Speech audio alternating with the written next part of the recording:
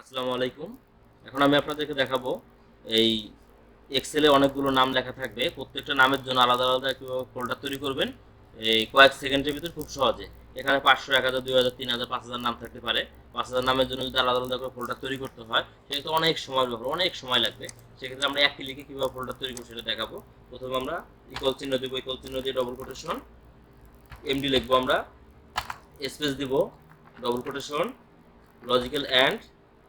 এখন আমরা double quotation দেবো 4 বার, 1 2 3 4, 4 বার লজিক ডবল কোটেশন দেওয়ার পরে আমরা আবার লজিক্যাল অ্যান্ড দেবো, অ্যান্ড সাইনকে কল করব। কল করার পরে এই যে প্রথম ঘরের নামটা, এই নামটা আমরা সিলেক্ট করব। সিলেক্ট করে আমরা আবার লজিক্যাল অ্যান্ড দেবো।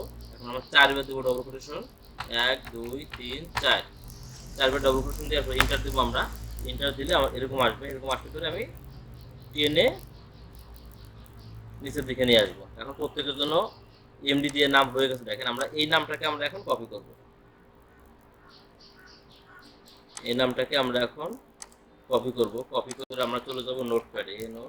নোটপ্যাড প্রত্যেকের উইন্ডোজ 7 8 10 প্রত্যেকের কম্পিউটারে নোটপ্যাড আছে। আমরা নোটপ্যাডে ক্লিক করব। নোটপ্যাড ওপেন হওয়ার পরে আমরা এখানে এটা পেস্ট করে দেবো। কন্ট্রোল ভি দিয়ে পেস্ট করে দিয়ে আমরা এটাকে সেভ করব। ফাইল, সেভ অ্যাজ, সেভ করবো। মনে করেন এক্সাম্পল ডকুমেন্টের ভিতরে ডিলের ভিতরে, এখানে আমি ফোল্ডারগুলো আমার লাগবে।